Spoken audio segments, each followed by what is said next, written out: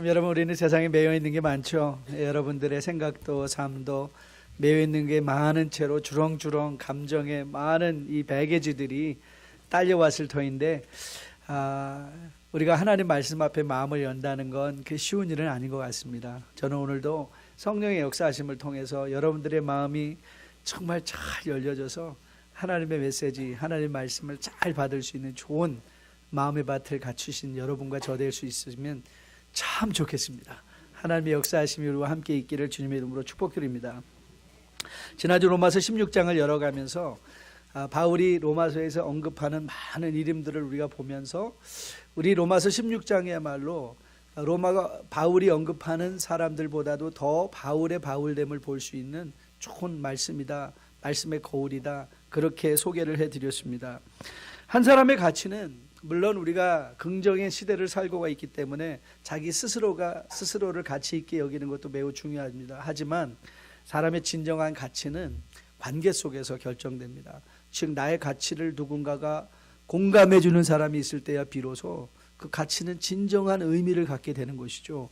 나는 스스로 홀로 잘났다고 생각하는데 아무도 그것을 공감해 주는 사람이 주변에 없다면 그건 외로운 사람입니다. 그건 착각하는 사람이죠. 오늘 바울은 오늘 본문에서 여러 사람들을 언급하고 있는 것을 보게 됩니다. 총 26명의 사람들을 오늘 언급하고 있는데, 오늘 우리가 하려는 것은 이 사람들을 우리가 함께 살펴보면서 바울이 이 사람들을 어떻게 소개하는가를 우리가 살펴보려고 해요. 바울은 어떻게 그의 사역 중에 이렇게 많은 사람들과 동역할 수 있게 되었을까? 사실 우리가 지난 시간에 잠시 살펴본 바에 의하면 바울은 이웃들에게 도움을 청하기도 하고 또한 도움을 받을 수도 있고 줄 수도 있는 사람이었다는 사실을 우리가 보았습니다. 이미 바울은 관계 속에서 이웃들과 함께 하는 것을 즐거워했던 사람이죠. 여러분, 영어 속담에 이런 속담이 있습니다. Birds of a feather flock together. 그러니까는 우리 한국말로 쉽게 번역하면 끼리끼리 모인다는 거죠. 그렇죠. 깃털이 같은 새들이 같이 모인다는 거예요.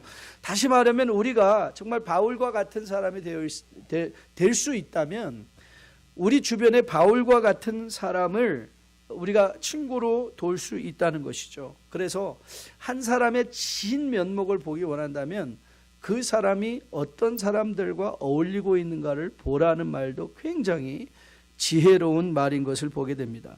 우리가 지난 시간에 여러분과 함께 인생의 중요한 명제 하나를 나눴어요. 그것은 뭐냐면 우리는 다른 사람을 변화시킬 수 없다는 거예요.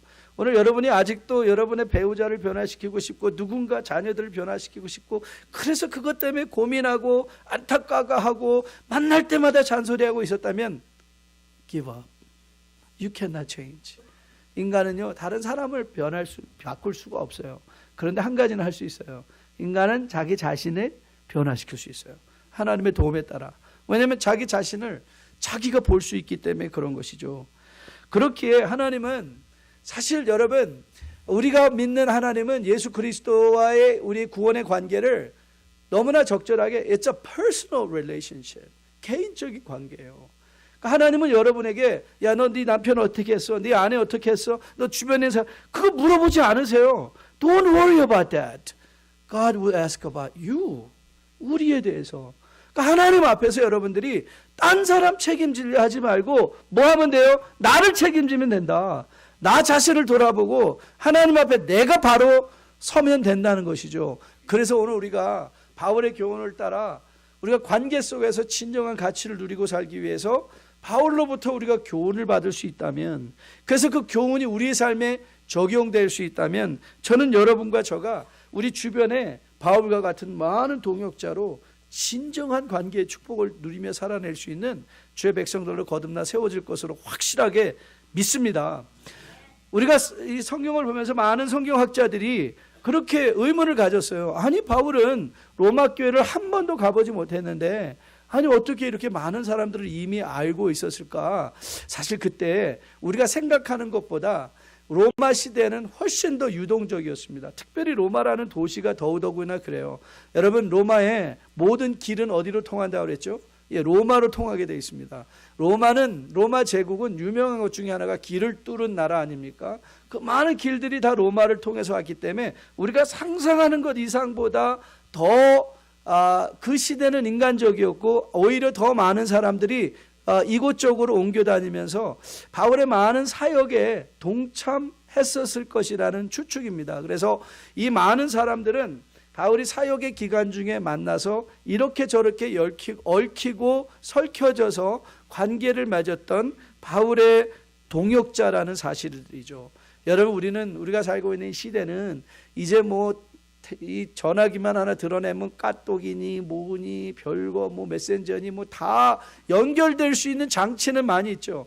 운전하고 차 타고. 근데 여러분, 정말 주변에 여러분들이 마음 놓고 만날 수 있는 사람들이 많이 있습니까? 자주 있습니까? 여러분, 우리가 살고 있는 시대는 가까운 것 같은데 오히려 바울의 시대보다 더 먼 시대는 아닌가 생각해 봅니다. 이들은 얼굴과 얼굴을 맞대기를 즐거워했고요. 그리고 얼굴과 맞대고 서로 부대끼는 부대낌 속에서 그들의 인격과 그들의 사역의 능력 그릇들이 커갔던 것을 우리는 보게 되는 것이죠. 바울은 그의 사역에서 많은 사람을 만났습니다. 그리고 우리가 바울을 통해서 보는 가장 중요한 교훈 중에 하나는 뭐냐면, 바울은 사람을 기억하는 사람이었어요. 사람을 기억하는 사람. 그의 물질을 기억하는 것이 아니라, 여러분들도 과연 교회 와서 여러분들은 뭘 기억하고 가십니까? 이렇게 말하면 좀 이상하겠지만, 그 어울리지도 않았던 그 옷. 하면서 그것만 생각나는 거 아니에요? 인격과 인격이 만나는 게 아니라. 근데 여러분, 바울은 그 사람이 갖고 있던 명예나 권력을 기억하는 사람이 아니었어요. 바울은 무슨 거창한 교회당을 기억하는 사람도 아니었어요. 오늘 본문의 교회라는 것, 우리가 다음 시간에 이 본문을 통해서 들어가서 살펴볼 내용들이 엄청 많습니다. 오늘 브리스기아와 아굴라를 소개하면서 그 집안에 있던 교회 이렇게 얘기를 하고 있잖아요. 여러분, 이 교회는 건물일 수가 없어요. 우리가 상상하는 이런 교회가 아니었을 거예요. 아마 가정에 모이던 그 모임인데, 즉 교회는 사람인 거예요. 그러게 오늘 교회에 문안하라라는 말은, 바울은 사람에게 문안하라라고 하는 말로 이해해도 전혀 무리가 없는 표현인 거예요. 그래서 바울은 항상 일 중심의 사역이 아니라 사람 중심의 사역을 감당했던 것이죠. For Paul, it was never the work, but always the people. Never the work. Always. 일이 중요한 게 아니라 사람이 중요하다. 사람이 중요하다는 그 마음을 가졌어요. 제가 스태프들과 저희는 매일 하루를 경건의 시간을 함께 나누면서 시작을 하는데요. 그때마다 교회를 위해서 기도하고, 그리고 또 우리 성도님들을 위해서 기도하고, 우리 사역자들을 위해서 서로 위해서 기도하는데, 제가 마침 기도를 할 때마다 빠지지 않고 기도하는 게 이 기도 제목입니다. We are here for people. May we never forget that. 하나님, 우리가 여기 있는 이유가 성도님들을 섬기기 위한 것이지, 우리가 무슨 프로그램을 메인테인하고 무슨 교회당 건물을 더 호화롭게 일어나가는 게 아니라는 것이죠. 우리 교육자들이 여기 있는 것은 We are here for you, not for us. 우리 때문이 아니라 오늘 여기 모여있는 사람, 여러분, 우리의 사역이라는 게 뭐예요? 사역이라는 것이 바로 이 사람이 중심이 되는 사역, 사람이 섬겨지는 사역, 사람이 살아나는 사역, 사람이 회복되는 사역, 그것이 우리가 진정 감당해야 될 하나님 나라의 사역이죠. 그리고 바울은 그 사역을 감당하고 있었다는 사실입니다. 이렇듯 많은 동역자들을 기억하고 있는 바울의 모습을 보면서 우리가 관계 속에서 추구할 수 있는 성도의 성숙한 모습에 대해서 한번 살펴보려고 해요. How can we mature ourselves? 우리가 어떻게 우리를 in understanding of the human relationship, 인간 관계를 이해하는 것을 도모함으로 말미암아 어떻게 더 성숙해질 수 있을까? 저는 여러분과 저가 오늘 바울을 통해서 오늘 이 교훈을 우리의 마음에 새길 수 있다면, 저는 여러분의 관계도 더 한층 성숙해지고 그 관계를 통해서 삶의 많은 기쁨과 감사를 누리게 될 것으로 확실하게 믿습니다. 3가지로 요약을 했는데요. 바울은요, 이미 보았던 것처럼 바울은 관계를 기억하는 사람이었어요. He was the one who remembers the relationship. 관계를 기억한 사람, 그 다음에 그 관계 속에서 감사를 표현한 사람, expressing thankfulness, acknowledging his coworkers. 상대방을 인정하고 그리고 감사하는 것을 express, 표현한 사람. 그리고 본인의 있던 그 감사와 감정 인정하는 것을 교회에게도 가르치기 원했던 사람, exhortation. 이 세 가지 단어예요. Remember, express, exhort. 이 세 가지 단어를 우리가 깊이 살펴보면서 바울이 어떤 관계를 맺었기에, 그가 관계를 어떻게 다루었기에 바울과 같은 사람이 되었는가, 그 교훈을 구체적으로 여러분도 받고 저도 받아서 우리 공동체가 바울이 이루어가는 그런 공동체로 세워질 수 있게 되기를 주님의 이름으로 축복드립니다. 여러분, 바울이 브리스굴라와 아굴라에게 안부를 전할 것을 요청하면서 그들을 소개하는 장면에 말씀을 한번 보십시오. 4절 말씀인데요. 4절 말씀. 그들은 내 목숨을 위하여 자기들의 목까지도 내놓았나니 나뿐 아니라 이방인의 모든 교회도 그들에게 감사하는 자. 여러분이 이 4절을 읽으면서 바울의 마음속에서 무엇이 일어나고 있다는 사실을 여러분은 느낄 수 있나요? 예, 브리스가와 아굴라를 인정해주고 있어요. 그리고 바울은 브리스기라와 아굴라의 사역을 기억하고 있었어요. 기억하고 있는 것. 여러분, 본문에서 바울이 언급하고 있는 사람이 총 26명이라고 말씀드렸죠. 그 중에 24명은 이름이 있고요. 이 2명은 이름과 함께 연결되어 있기 때문에 이름은 등장하지 않아요. 그러나 총 등장하는 사람이 26명인데 그 26명의 모든 사람들은 이렇게 저렇게 바울과 사역에 서로가 서로를 도와줬던 사람들이고요. 그리고 놀라운 것은 바울은 이 26명의 모든 사람들을 기억하고 언급하고 있다는 사실이에요. 그래서 바울은 기억하고 언급하고 있어요. 바울을 바울되게 한 힘이 뭐냐? 예, 그는 사람들을 기억했어요. 사람들이 자기에게 베푼 선한 일들을 기억하는 사람이었어요. 아니, 목사님, 그거 상식 아닙니까? 아니, 자기가 자기에게 선한 일을 해준 사람을 기억하는 게 당연한 일 아닙니까? 맞습니다. 당연한 일입니다. 그런데 우리가 살고 있는 시대는 당연한 것이 당연한 것으로, 상식이 상식으로 이해되지 않는 시대 속에 우리가 살고 있기 때문에 문제가 되는 것이죠. 여러분, 지난 주간에 지란지교 소프트 회사 사장이었던 오치영 씨가 협상에 관한 말 여러분 나눈 거 기억하십니까? 인간은 자기가 60%를 가졌을 때야 비로소 공평하다고 생각한다는 거예요. 이게 인간의 이기적인 마음이에요. 50대 50을 가져야 공평한 게 아니에요. 여러분, 성경에서 구약에 보면 이 렉스 탈리온이라는 법이 있죠. 눈에는 눈, 이에는 이. 그렇죠? 여러분, 이거는 보복을 강조하는 법이 아니에요. 이거는 사랑의 법이에요. 왜냐하면 인간은 자기의 눈을 상대방의 목숨보다 더 중요하다고 생각해요. 그러니까 인간에게 제한을 두시는 거예요. 야, 눈만 당했습니다. 눈만. 손이면 손만. 근데 우리의 손은요, 상대방의 인생 전체보다 더 중요한 것 아닙니까? 인간은 이런 이기적인 존재예요. 그래서 인간은요, 자기가 받은 것은 당연하게 여기고요, 자기가 베푼 것만 기억하는 사람이 인간이에요. 그게 인간이에요. 그래서 관계가 힘들어요. 자기가 받은 것에 대한 감사는 기억하지 못하고 자기가 누구에게 베풀었던 것, 조그만 것, 사소한 것 하나까지도 지난 주간에 소개했던 그 놀라운 신학적인 단어 기억하시죠? 공치사. 하고 싶어 하는 거예요.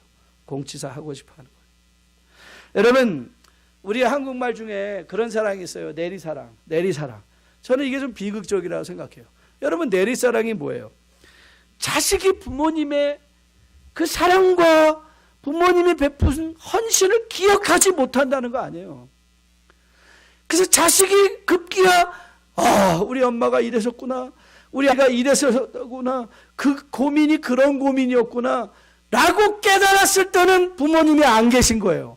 그래서 어떻게 해요? 아버지 어머니께 속지 않은 마음으로 자식한테 잘해준다는 거 아니에요. 그게 내리사랑이잖아요. 얼마나 비극이에요. 왜 사랑이 내리사랑이 돼야 돼요? 지금 계신 부모님께 우리에게 베푼 것들을 우리 자녀들이 그들이 정말 성숙해져서 부모님을 감사할 수 있고 부모님의 사랑을 오늘 즐거워할 수 있고 부모님께 그 감사를 표현할 수 있다면 그게 얼마나 아름다운 가정이 되겠습니까? 여러분, 바울은요, 그가 사역 중에 사람들로 받았던 사랑, 도움을 기억하고 있습니다. 바울을 바울되게 한 힘이라고 저는 믿습니다. 그리고 여러분과 저가 마땅히 기억하고 삶 속에서 적용해야 될 교훈이라고 믿습니다. 자, 여러분, 우리는 2018년도에 마지막 달을 보내고 있습니다.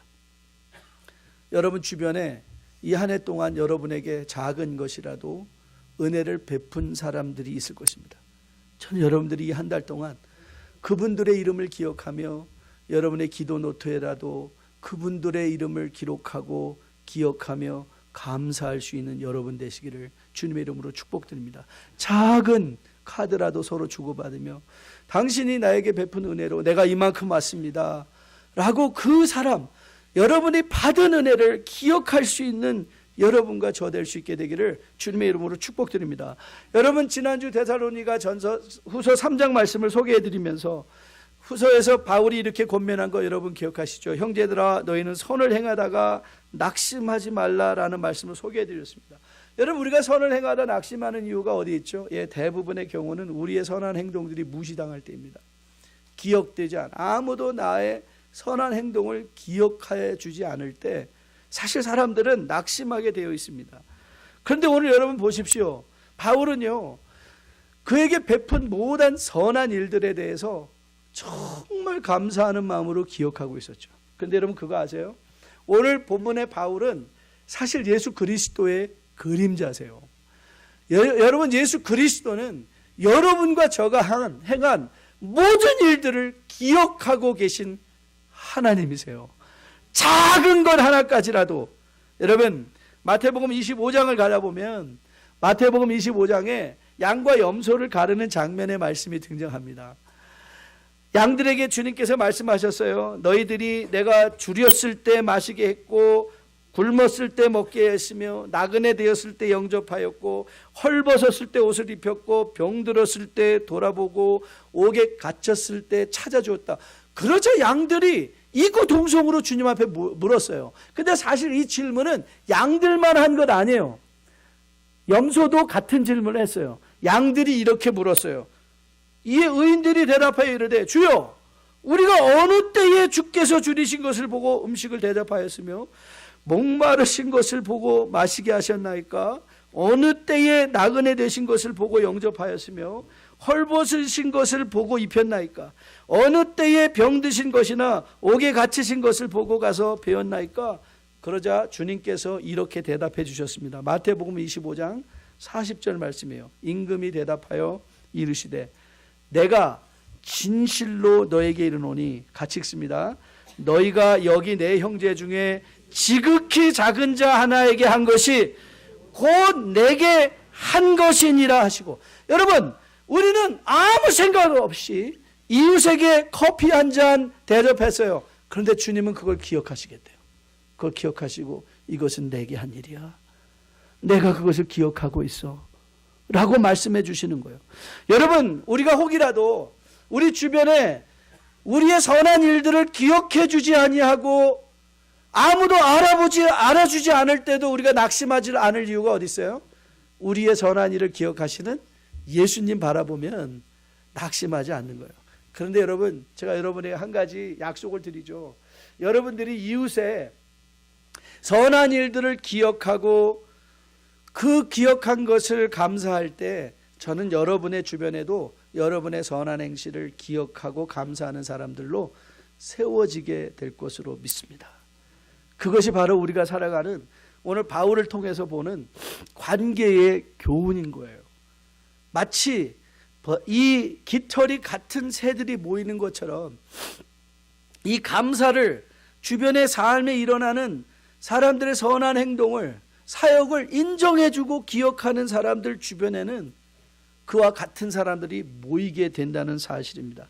저는 여러분과 저가 다시 한번 우리의 선한 일들을 기억하며 복 주시는 하나님을 기억하고 여러분도 그 하나님을 본받아 주변에 선한 일을 행하는 자들을 기억하며 여러분들이 교회 와서 기억할 것, 여러분들에게 선한 일을 베풀었던 그 형제 자매를 기억하시는 여러분과 저 될 수 있게 되기를 주님의 이름으로 축복드립니다. 오늘 바울이 그런데 그는 그에게 베푼 선한 일들을 기억했을 뿐만 아니라 그가 또 그 기억에 대해서 감사를 표현하고 있다는 사실이죠. 표현하고 인정하고 있어요. 여러분, 오늘 7절 말씀 한번 보실래요? 7절에 이렇게 나와 있습니다. 내 친척이요 나와 함께 갇혔던 안드로니고니와 유니아에게 문안하라. 그들은 사도에게 존중이 여겨지고 또한 나보다 먼저 그리스도 안에 있다. 여러분, 이 말 가운데 바울이 이 두 사람을 언급하며 바울이 하고 있는 게 뭐예요? 바울은 그들을 로마 교회에 세워주고 있어요. 인정해주고 있어요. 그들이 한 일, 그리고 바울은 그들이 나보다 낫다. 그는 나의 믿음의 선배들이다. 나보다 먼저 예수 안에 있던 자들이다. 인정해주고 그거를 표현하고 있죠. 유교의 체면 문화에 익숙한 우리들에게 저는 가장 부족한 것이 이 감사를 표현하는 것이라고 생각을 해요. 이런 성향은요, 감사가 표현되지 않고 상대방의 장점들이 인정되어지지 않으면요, 그러면 관계가 세워질 수가 없어요. 관계가 세워질 수가 없어요. 그리고 우리 한국 문화는 이상하게 서로를 깎아내리는 문화가 더 보편적으로 세워진 것 같아요. 제가 아버지 학교에서 강의할 때 가끔 소개하는 거죠. 어떤 사람이 한 남자에게 참 아내분이 참 미인이십니다 라고 말하면 우리 한국 남자들은요, 정말요? Thank you. 야, 정말 우리 아내 아름답죠. 이렇게 말하면 안 돼요. 우리는 이렇게 말하도록 훈련을 받았어요. 얼굴만 잘생기면 뭐합니까? 마음이 고와야지. 그렇죠? 여러분, 여자는 뭐 다른 것 같아요. 나 와가지고 와, 정말 남편분이 와, 덩치도 정말 크고 멋지네요. 그럼 여자는 이렇게 대답하도록 훈련을 받아요. 아유, 글쎄 뭐 허우대만 멀쩡하면 뭐합니까? 돈을 잘 벌어야지. 네?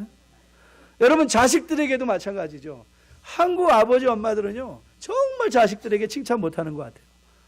그래서 시험을 이제 90점 맞아오면 그걸 칭찬해 줘야 되는데 우리는 이렇게 생각하죠. 아유, 이 등신 하나만 더 맞으면 100점인데 하나를 틀리냐? 그래서 100점 맞아오면 또 뭐라고 그러죠? 시험이 쉬웠나 보네. 그러죠. 칭찬 안 해. 여러분, 가정에서 이 가족을 칭찬하는 거를 팔불출이라는 그런 말을 붙여놓은 문화가 우리 문화예요. 여러분, 가족들에게 칭찬에 인색한데 하물며 남이겠습니까? 하물며 남이겠습니까? 저는 여러 사람을 만나보았지만 정말 한국 사람만큼 칭찬에 인색하고 격려에 인색하며 감사에 인색한 사람이 없나 생각해 봅니다. 하지만 본문에서 바울은 그의 사역에 함께한 사람들을 기억하고 그들에게 안부를 전하며 그들의 선한 일들을 일일이 기억하고 감사를 통하여 그들의 선한 사역을 인정하고 그것을 말로 글로 표현하고 있다는 사실이에요. 저는 이것이 오늘을 살아간 여러분과 저에게 귀한 교훈으로 다가와야 될 것으로 믿습니다. 여러분, 한때 유행하던 책 중에 칭찬은 고래도 춤추게 한다라는 책이 있었어요. 관계 속에서 이 책의 주된 내용은 단순한 격려와 감사 그리고 칭찬이 다른 한 사람에게 미칠 수 있는 어마어마한 영향력에 대해서 기록해 놓은 책이에요. 그 책에서 잘한 일에 초점을 맞추고, 맞아요, 사람들이 살다 보면 왜 실수하는 게 없겠어요. 그러나 실수에 대해서는 우리가 눈을 좀 닫고 먼저 잘하는 일을 칭찬해 줄 줄 알면, 여러분, 관계에서 칭찬의 원리가 뭔지 아세요? 여러분이 누군가를 비판하고 싶고 누군가에게 정말 비판의 충고를 주고 싶다면 많은 관계학자들은 이렇게 얘기를 해요. 이 사회학자들은 여러분들이 4번의 칭찬을 해야 한 번 비평할 수 있는, 크리틱할 수 있는 권리를 받는다는 거예요. 그런데 우리는 칭찬도 하지 않은 채 무조건 상대방의 비평만 하죠. 비평만 하죠. 우리는 못한 일을 지적해내는 일은 너무 잘하는데 잘한 일을 언급하지 않는 경향이 있는 것 같아요.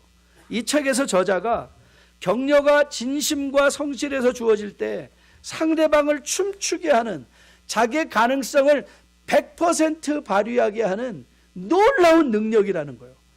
여러분도 혹시 페이스북이나 이런 온라인에서 이 비디오를 보신 분이 계실지도 모르겠어요. 이 미국의 어떤 한 초등학교에서 약간 문제 아들이 모여있는 반이었는데요. 어린아이들이었어요. 아주 초등학교 어린아이들인데 아주 아이들이 싸우고 서로 문제를 일으키고 자기만 옳다 그러고 이런 어떤 텐트럼하고 이런 아이들만 모여 있었는데 그때 선생님이 이런 놀라운 일을 한 거예요. 아침에 아이들 손을 잡고 눈을 딱 마주치고 그 아이한테 너는 오늘 굉장히 멋지게 생겼네. 너 오늘 잘할 수 있을 것 같아. 야, 너는 굉장히 착해. 라고 그 아이를 칭찬하는 말로 시작했대요. 근데 여러분 그 한 학기가 끝날 때 그 반 분위기 전체가 바뀌었다는 거예요. 아이들 가운데도 서로 상대방의 실수를 보듬어 주려 하고 오히려 잘한 거는 칭찬해고자 하는, 그러니까 그 반 안에 문제 아들만 모여있던 그 반에 천국이 세워지는 거예요. 천국이 세워지는 거예요. 여러분, 입에 발린 말이 아니라 마음속에서 우러나는 진실된 칭찬, 격려, 인정이 상대방의 진실로 들려지게 될 때 그 상대방은요, 그의 영혼이 뛰놀며 기뻐 춤추며 자기 가능성의 100% 아니 200%가 더 발휘하며 하나님이 그 영혼을 통해서 하시고자 하는 일들을 이루어 낸다는 것이죠. 한국 사람은 어떻죠? 네, 어떤 분이 이제 교우분이 좋은 가방을 들고 왔어요. 좋은 가방, 샤넬 가방을 들고 왔어요. 그러면 우리가 이렇게 해줘야지 마땅하죠. 와, 너무 잘 어울린다. 보니까 이거보다 조금 더 비싼 게 그게 더 잘 어울릴 것 같아. 다음에 당신 그거 사. 너무 잘 어울려. 수고했어. 너무 잘 어울려.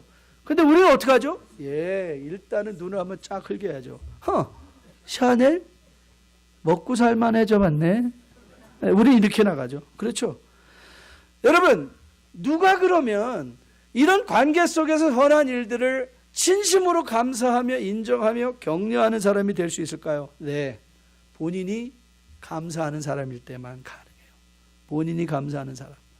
여러분, 바울의 특징이 하나 있어요. 바울이 자기 삶을 나누면서 바울이 항상 자기를 소개할 때마다 빠지지 않는 게 있어요. 그게 뭔지 아세요? 감사예요. 감사. 디모데전서 1장에서 바울이 이렇게 얘기를 합니다. 나를 능하게 하신 그리스도 예수 우리 주께 내가 감사함은 나를 충성되이 여겨 내게 직분을 맡기셨다. 그러니까 바울은 알았어요.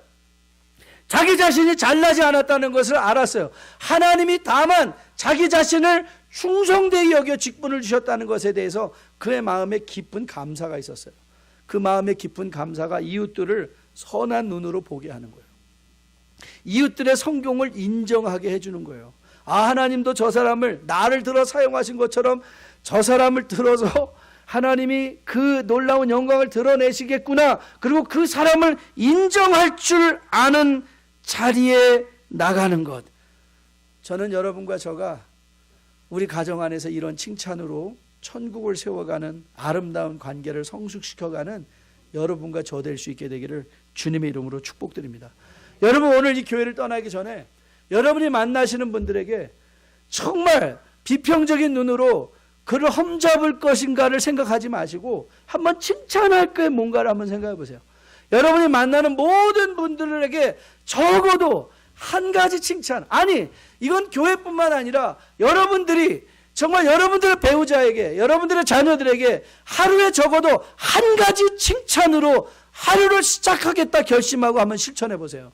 여러분의 삶에 놀라운 변화가 일어날 것입니다. 그 상대방을 인정해주고 상대방을 칭찬해주고 상대방을 진정으로 내 마음속에 내 삶에 함께함을 기뻐하고 감사할 수 있는 자리까지 나갈 수 있다면 바로 거기에 성경이 말하는 천국이 세워지는 것이고 그걸 통해서 관계가 성숙되어지는 것이죠. 마지막 교훈은요, 이 관계 속에서 선한 일들이 기억하고 그걸 인정하고 격려하며 감사하는 말로 표현되어질 뿐만 아니라 이것은 또 서로에게 권면되어져야 될 일이라는 거예요. 서로에게 권면돼. 오늘 본문에서 바울이 가장 많이 사용하는 단어가 뭐냐면 무난하라, 무난하라, 무난하라, 무난하라는. 근데 이 무난하라는 단어 속에는 저는 이미 바울이 그들을 인정하라, 그들의 한 사역을 알아주라, 그리고 그들의 필요를 공급하라, 그리고 그들의 삶을 감사하라, 저는 이게 다 이미 포함되어 있는 말이라고 생각해요. 그래서 바울은 로마 교회에게 가르치고 있는 거예요. 가르치고 있는 거예요. 바울은 항상 그의 성도들에게 감사를 가르치죠. 관계 속에서의 감사를 가르쳐요. 여러분이 잘 알고 계신 대로 데살로니가 전서 5장 항상 기뻐하라, 쉬지 말고 기도하라, 범사에 감사하라, 이것이 그리스도 예수 안에 있는 너희를 향한 하나님의 뜻이다라고 말씀을 하세요. 즉 우리가 관계를 기억하고 그리고 그거를 표현할 뿐만 아니라 그것은 전수되어지고 권면되어지고 가르쳐야 될 것이라는 거예요. 캠퍼스에서 제가 성경 공부를 인도할 때 많은 젊은 청년들을 만나보았습니다. 그런데 여러분 그거 아세요? 그 청년들 한두 번 만나면요, 그 부모가 딱 보여요. 감사할 줄 알고, 배려할 줄 알고, 기도할 줄 알고, 하나님 무서워할 줄 아는 아이들. 맞아요. 그런 아이들도 있었어요. 정말 뺀질거리고 성경 공부는 안 하고. 그런데 여러분 말씀드렸죠. 두 가지 종류의 청년이 있다고요. 제가 딱 이제 캠퍼스에 학생회관에 가면 들려요. 떴다 그래. 떴다. 전도사님 떴다는 거예요. 그러면요, 거기서 어떤 한국 아이들이 정말 막 당구 치고 담배 피다가 막 끄고 숨기고 막 이런 아들이 있어요. 그런 애들은 반드시 믿는 부모님 아이들에서 자란 아이들이에요. 하나님을 두려워해요. 전도사를 두려워하는 게 아니에요. 하나님을 두려워할 줄 아는 거예요. 그래서 배려할 줄 알아요. 최근 세계적으로 큰 인기를 끌고 있는 책이 한 가지 있습니다. 그 책이 12 Rules of Life, 12가지 인생의 법칙이에요. 제가 이 책은 제가 2019년도에는 여러분들에게 책을 독서하는 능력을 좀 함께 나누기 위해서 제가 북클럽을 3번을 할 거예요. 3번을 하는데 그 중에 한 번 이 책을 갖고 할 거예요. 12 Rules. 조던 패터슨이라는 이 지금 현재 하버드에서도 교수를 했고 토론토에서 지금 교수로 심리학 교수로 있는 친구인데요. 이 친구가 인생에 성공할 수 있는 12가지 법칙을 이제 했는데 아주 재밌어요. 그 법칙들이. 한 가지 소개해 드릴까요? 세상을 탓하기 전에 방부터 정리해라 그래요. 세상 판단하고 비평하고 하지 말게 네 방 정리되어 있나 살펴보라. 그러니까 즉 자기가 할 수 없는 일은 비평하지 말고 자기가 할 수 있는 일을 열심히 하라. 그 중에 한 가지 룰이 뭐냐면요, 이 룰이에요. 5번째 룰인데 영어로 읽어드릴게요. Do not let your children do anything that makes you dislike them. 이게 복잡하죠. 이렇게 제가 직역을 해볼게요. 당신의 자녀들로 당신이 그들을 싫어하게 할 수 있는 일을 하지 말게 하라는 거예요. 그러니까 애들이 왜 그럴 때 있잖아요. 이런 거 하는 거 보면 저것들 정말 왼수, 자식이 아니라 왼수, 그런 말, 그런 일을 못하게 하라는 거예요. 그래서 한국말로 번역할 때 요 번역을 어떻게 번역했냐면 이렇게 번역했더라고요. 아이들 제대로 키우고 싶다면 처벌을 망설이거나 피하지 말라, 이렇게 써 있어요. 오늘 젊은이들이 꼭 이 책 꼭 한번 읽어봤으면 좋겠어요. 자녀 양육하는 부모님들이 꼭 한번 읽어봤으면 좋겠는데, 이 친구가 저는 기독교적인 세계관을 아마도 이 책이 모든 사람에게 보편적으로 읽혀지기 위해서 여러 가지를 도입을 하긴 하지만 이 패터슨 교수의 기본적인 세계관은 기독교적인 세계관이에요. 하나님을 인정하고 그 하나님의 근거한 창조주에 근거한 인생의 법칙을 설명하고 있어요. 자녀는 가만히 내버려 두어서 혼자 커가는 존재가 아니라는 거예요. 부모가 적극적으로 개입하고 교육함으로 말미암아 성장하는 존재예요. 책에서 저자가 이렇게 말합니다. 자녀들로 사회적 호감을 가진 사람으로 자랄 수 있게 하는 것이 부모의 의무라는 거예요. 아이들이 모든 사람으로 growing them likeable person, 사람들이 다 좋아할 수 있는 아이들로 사회성이 뛰어난 아이로 자라갈 수 있도록 돕는 게 부모의 의무다. 또 한 가지 소개해 드릴까요? 자녀들 안에는 선한 면도 있지만 악한 면도 있다. 그러니까 자녀들의 악한 면을 우리는 규칙과 하나님의 법칙으로 그들을 통제할 수 있는 능력을 줘야 된다는 거예요. 그래서 이렇게 얘기합니다. 징계는 discipline is a responsibility of a parents. 징계는 자녀를 위한 부모의 책임이다.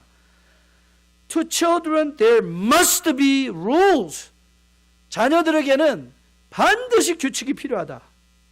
여러분 왜 성경이 유아 세례를 베풀려고 하나요? 간단합니다. 자녀들에게 창조주가 세워주신 법칙이 있음을 가르쳐 주라는 거예요. 그게 부모의 책임인 거예요. 부모가 선서하는 건 이 자녀가 하나님의 자녀로 자라갈 수 있도록 하나님의 말씀, 하나님의 법을 지킬 수 있도록 내가 이 자녀를 돕겠습니다. 최선을 다해서 가르치겠습니다. 이것이 유해 사례의 목적입니다. 여러분, 사회적으로 성공한 2세들이 많이 모여 있는데 2세 세컨 제너레이션 교회들이 물론 이제는 예외. 우리 2세들도 이제 40대 중반이 이제 되고 있기 때문에 이제 예외가 좀 일어나고 있는데 2세들의 교회들이 독립하는데 가장 보편적인 문제가 뭐냐면 재정적인 문제였습니다.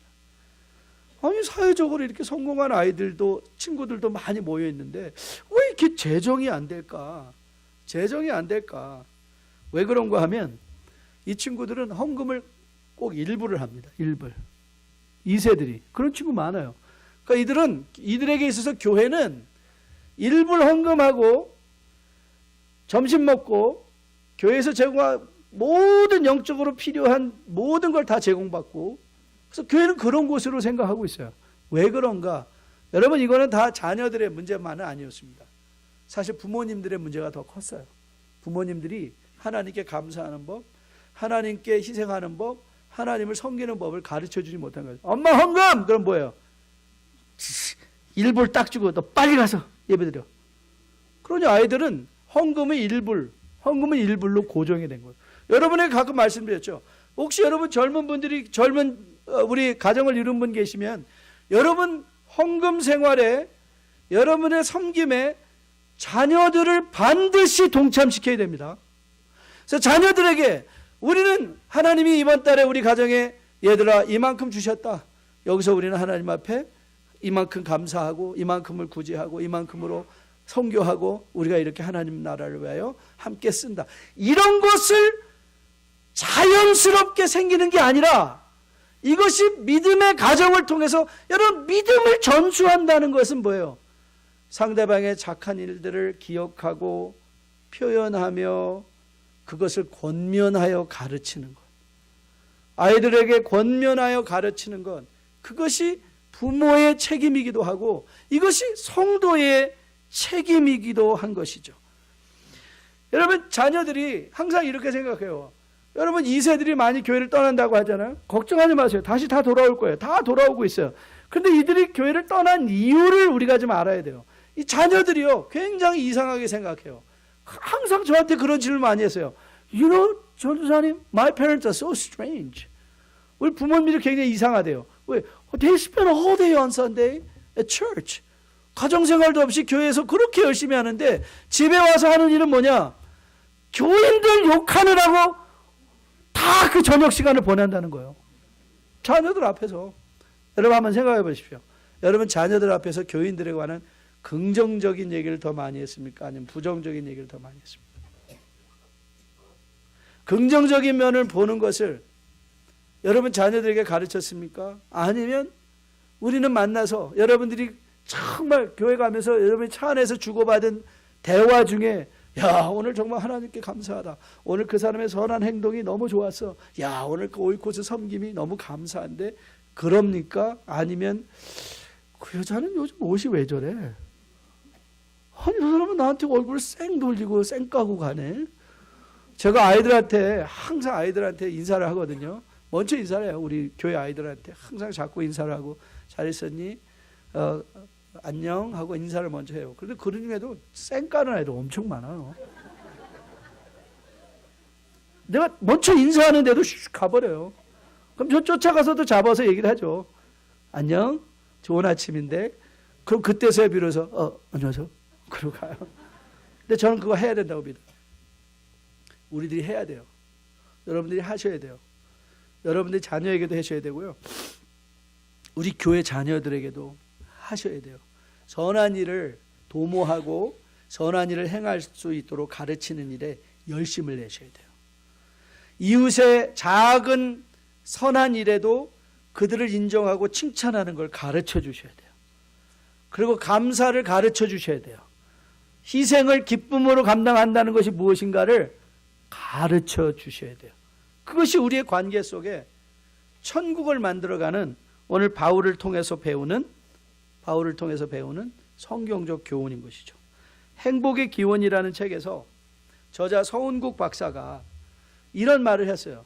모든 실험을 다 해봤더니, 행위적인 실험을 다 해봤더니 인간이 행복감을 가장 많이 자주 느끼는 원천이 곧 인간 관계다라고 결론을 내렸어요. 그러니까 우리는 언제 행복을 느끼는가 하면 관계 속에서 행복을 느낀다는 거예요. 맞는 말 아니에요? 여러분, 아무리 물질을 많이 가져도, 아무리 성공해도 여러분 부부간의 관계가 틀어져 버렸으면 그걸 누릴 수 있나요? 즐길 수 있나요? 아니요, 누릴 수도 없어요. 즐길 수도 없어요. 관계가 틀어지면 이 모든 것이 의미가 없어진다는 거예요. 인간의 행복. 오늘 바울은 우리에게 그가 어떻게 사람의 선한 행동을 기억하고 있었는가를 보여줘요. 그가 선한 행동을 기억했을 뿐만 아니라 그가 다른 사람에게 그 한 사람을 소개하며 그의 선한 일들을 칭찬하고 인정하며 표현하며 그리고 그것을 또 가르치고 있는 장면의 말씀을 우리는 봐요. 저는 여러분들의 자녀들에게, 배우자들에게 오늘도 내가 칭찬할 걸 찾을 거야 하고 찾으면 저는 칭찬할 일들이 보일 거라고 저는 확실하게 믿습니다. 그리고 그 일을 기억하고 표현해 주는 것이죠. 당신은 참 이게 좋았어 오늘. 우리 자녀들에게도 야, 너는 오늘 정말 어떻게 그렇게 아침에 일찍 일어나서 나와 함께 왔니? 참 잘했어. 오늘 여러분들이 교회 자녀를 태우고 차를 타고 할 때 야, 오늘 참 찬양 너무 좋았지? 나는 국범이가 그렇게 노래를 잘하는지 몰랐어. 그렇게 찬양을 라고 할 수 있다면 그런 얘기. 그러면 아이들이 와, 나 다음 주에도 교회 오고 싶네. 우리 부모님이 저렇게 좋게 이야기하는 교회 나 또 오고 싶네. 그러지 않겠어요? 가면서 그냥 불평과 원망과 오늘 밥은 왜 저랬어? 반찬은 이게 뭐야? 저 사람은 왜 그래? 이 인간은 왜 저래? 저 인간은 나를 왜 쌩깠어? 왜 이랬어? 그것만 계속 주고받고 가다 보면 아이들이 그럴 것 같아요. Mom, Dad, let's not go to church. 교회 가지 말자고. 뭐하러 교회 갔다 오면서 그렇게 입에 불평과 원망을 달고 사냐고. 저는 여러분과 저가 오늘 본문을 통해서 바울을 통해서 배울 수 있게 되기를 주님의 이름으로 축복드립니다. 이렇듯 많은 사람을 기억하고 감사하며 칭찬하고 인정할 수 있는 바울이 참 부럽습니다. 그런데 감사한 건 우리가 이런 바울을 부러워할 뿐만 아니라 우린 이런 바울과 같은 사람이 될 수 있다는 이 믿음의 가능성 앞에 참 감사드립니다. 저는 여러분과 저가 이 믿음을 이제 여러분의 삶에 활용하셔서 이런 감사를 기억하고 감사를 표현하며 감사를 권면할 수 있는, 관계의 감사를 권면할 수 있고 기억할 수 있는 여러분과 저가 되어서 우리가 함께 있는 이 공동체, 우리 가정 그리고 우리 직장, 사업체가 하나님의 천국이 될 수 있는 놀라운 은혜 함께 받아낼 수 있게 되기를 주님의 이름으로 축복드립니다. 다 함께 나서 마지막 찬양하려고 하는데요. 오늘 제가 이 찬양을 정한 건 1절 때문에 정했어요. 여기에 모인 우리 나만 은총받은 자 아니라 우리 모두 다 주의 은총받은 자. 여러분 앞뒤 좌우 계신 분을 보세요.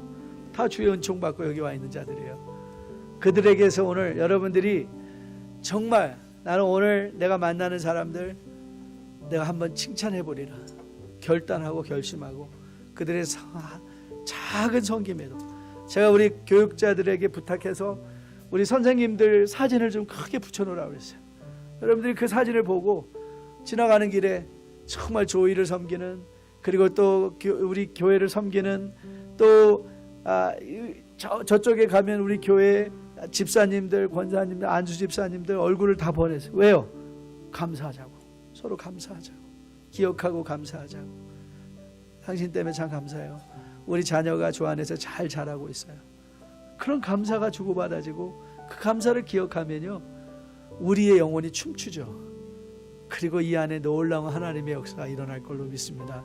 그런 교회 만들어가는 우리 되기를 주님의 이름으로 축복드립니다. 1절입니다. 여기에 모인 우리 주의 은총 받은 자여라.